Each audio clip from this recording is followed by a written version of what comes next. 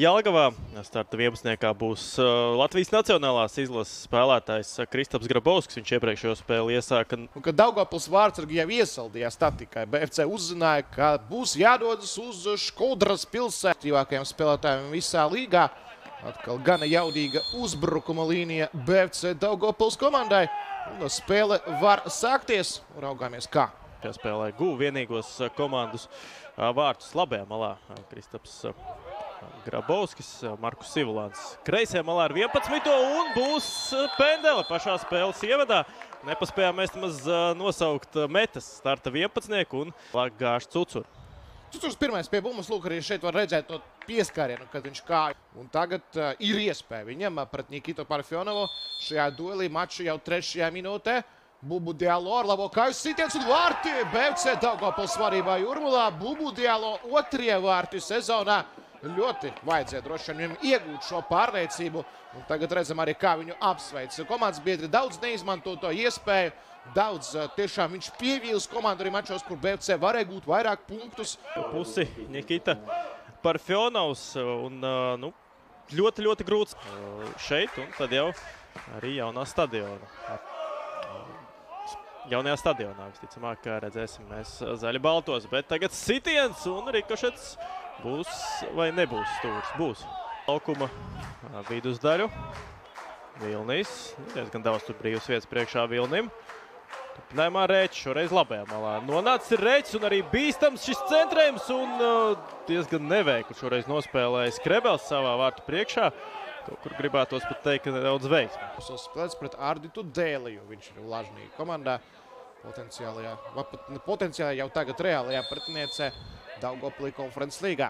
Cucurs tagad izspēlēs stildu garām vārtiem, pāri vārtiem sitiens.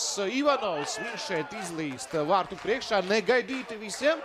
Liepājā šis futbolists, redzam, izskrien un pārvirza bumbu pāri vārtiem no ļoti tuvu attālumu. Te vai visi spēlētāji, izņemot Fofanā. Šo pieskatā, ja gadījumā izspēle sekos, bet neizspēlē metieši. Šeit galvu liek Kangars un iesi talants Kangars. Ja arī kurš spēlētājs būs pēc centriem un standartiem vārtus metas rindā šajā sezonā, tad tas ir. Jā, te tiešām ļoti pret kompensācijas laika mūsu tiesneši pirmajā puslaikā, bet nav īsti pamats domāt, ka varētu būt tas ilgs. Un tikmēr skaisti Mihaļcovs nospēlē pats, šoreiz sit pa vārtiem un sit bīstam tuvai apakšējā stūrī.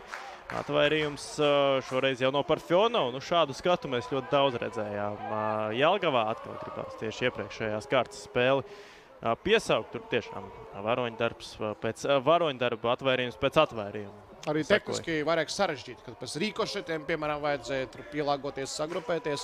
Toreiz arī sitiens no spēlētājiem, no kura mazāk gaidam. No Mihaļcova, bet viņam jau otrais piegājiens šajā mačā. Pirmo bloķē Kangars. Izpils tālo stābu, šeit nezlido bumba līdz partnerim, bet tad Giedju dabū bumbu. Giedju krīt, un tas ir pārkāpums. Izskatās, un kā 11 metri. Iekšā. 11 metri, bet tā jau skaitās kā pendele. Jā, tepat iekšā, tepat pirms līnijas. Duelis numur 2, šoreiz jau pirmā puslaika kompensācijas laikā, kas būs 2 minūšu garš. Un raugāmies, kā šoreiz klāsies Mali uzbrucējiem sitiens un vēlreiz pārēsnoši pretējā stūrī līdz Parfjonovs. 2-1 Daugavpils atgūst vārību pirmā puslaika izskaņā. 2 identiski soda sitieni no 11 metru atzīm. Pilnīgi vienādi izpildīti abi sitieni. Dialo šoreiz jau kārtē neveiksmīgi epizode tieši apstrādājot bumbu, bet tik un tā ļoti apmierināti varbūt ar pirmajām 45 minūtēm BFC Daugavpilī. Tagad skatīsimies, kā šī maiņa ietekmēs spēles gaitu, bet Daugavpiliešiem tie paši 11 spēlētāji, kas arī sāka spēli. Šobrīd ir laukumā, un tad arī ātri atgādināsim. Varbūt neriskē vēl ar viņa veselību Daugavpilī. Fofanā mēģina ielausties sodlāk pa sitiens. Garā vārtiem valīja Fofanā.